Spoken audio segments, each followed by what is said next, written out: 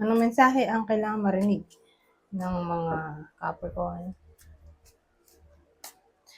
Mula September 1 to 15, 2024.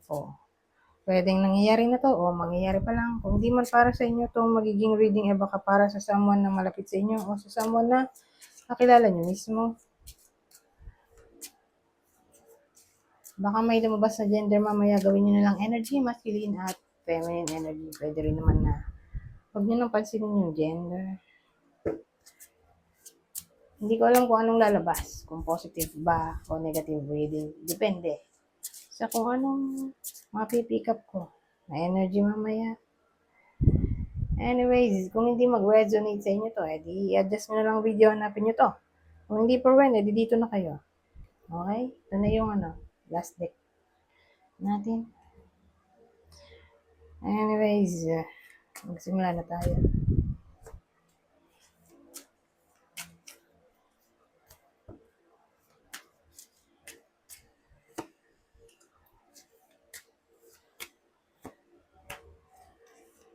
Ito at ito, pares lang. Ano,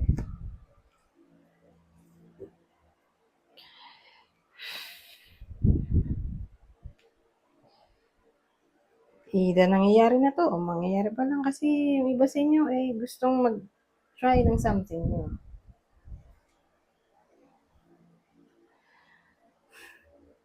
Probably nangyayari na to. May sinimulan na sila dito na parang naghihintay na lang sila ng magiging outcome. Kaya lang sad to say,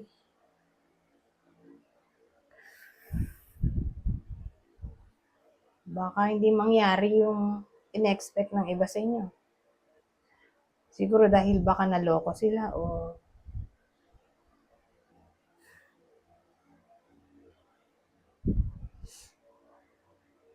ewan ko, mukhang naloko siguro.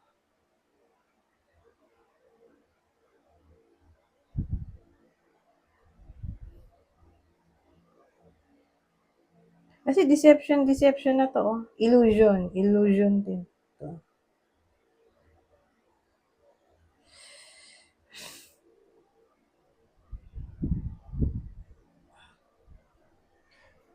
Ganun parang nangyari na to sa iba sa inyo na ito na nga sila, nasa process na ng pag-gain ng o pag-find ng mental strength. Ano kaya yan? Sinimulan na loko. Kasi pwedeng business to o career, pwede rin relasyon, pero tingnan natin. Career siguro.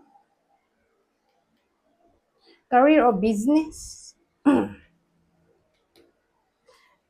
So yan, parang naloko sila ng partner nila, business partner o kasosyo. Mukhang na-scam na sila dito. O sabihin natin, wala na silang ibang choice kundi pagpatuloy na lang yung business kasi nga naglabas na sila ng pera. So ganyan, hanggat hindi to, at least hindi to relasyon, di ba? Kasi mahirap pag relasyon yung na-betray yung trust mo. Ito at least pera lang. Kaysa yung tiwala mo, di ba? Sa tao mismo. Sabagay, tao rin naman talaga yung nawalan kayo ng tiwala dito, yung iba sa inyo. Pero at least hindi ka relasyon nga. Mahirap nga pagka-relasyon kasi yung ka-relasyon, usually yun yung nagiging best friend natin. Di ba? Tapos siya yung magloloko, di ba? Mahirap yun. At least ito, yung business partner ng iba sa inyo, o kasosyo, o kung sino man yan, na nag-alok ng tungkol sa opportunity sa career, business. Hindi nyo ganun kasing mahal. Hindi katulad ng karelasyon. Basta mas mahirap pag karelasyon yung topic. Okay? So ito, pera ang nawaldas dito o naloko. Yung iba sa inyo sa pera, career, business.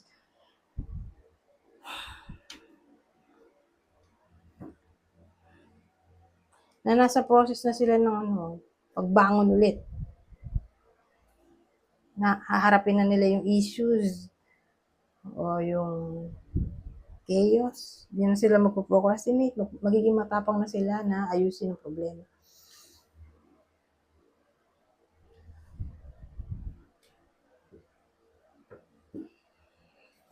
Pwede nga kasing halimbawa, kayo yung sumalo ng problema na kinereate ng someone na kakilala nyo nga, na nag-offer tungkol sa business, career, pera, investment, etc. Na naipit yung iba sa inyo sa sitwasyon. Pwedeng ganun. Anyways, punta tayo dito. Capricorn tayo, diba?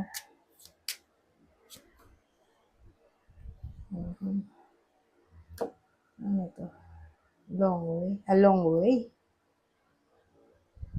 Which, good gen. Ito naman.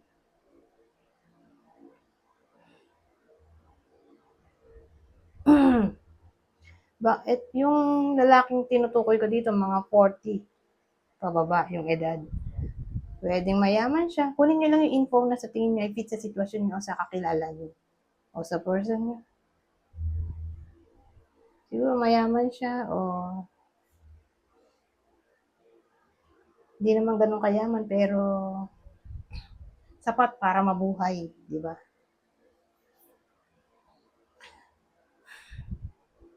May sariling work, pwedeng ganun.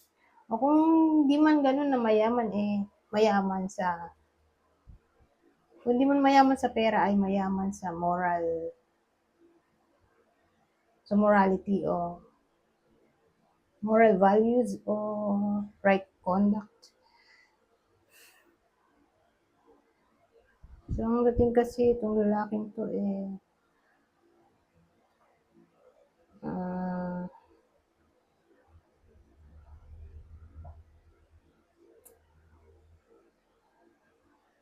ano nga bang pwede mangyari dito? Baka mag-travel siya o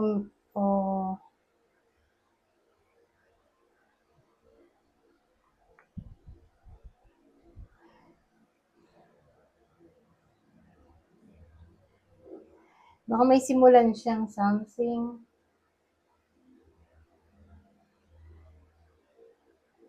Kaya lang, sad to say, matagal to. Matagal bubunga yung hard work niya. Mga taon pa bago niya makita na may pagbabago o improvement sa sinimulan niya.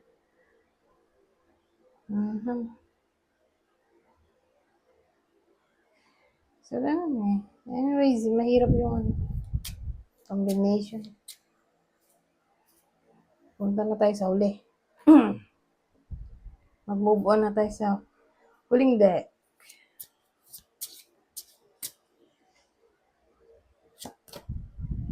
Healing daw.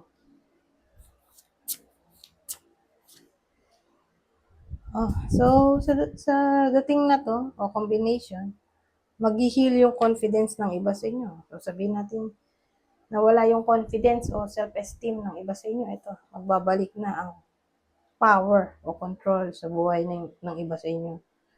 Lalo na siguro kung babae, parehong babae to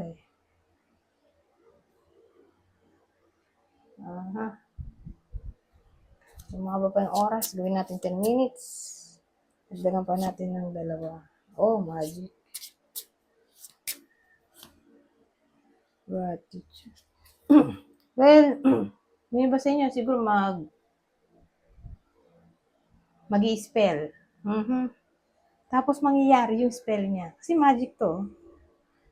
Na para bang magpapasalamat siya sa universe kasi nangyari yung spell niya o sabihin natin may itatry yung iba sa inyo na i-manifest sa tulong ng magic. So, pag magic, sabihin natin, invisible force. So, yun nga, spell, words of affirmations. Ano pa bang magic? Gemstones, crystals, candle, subliminal music, incense, ano pa ba? Smoke, yung mga pang smoke reading. Ano maisip na magic, ano pa? Okay na maghanap sa internet ng kung ano-anong klaseng magic. Pero kung ganun nga, desidido, parang desperado yung iba sa inyo, na makuha yung desire niya, gagamitan nga niya ng magic. So probably, mangyayari yun. Kasi ito na eh. Nandito na yung gratitude eh. Para bang magpapasalamat na siya dito sa universe na nagkatotoo. Yung minagic niya, oh.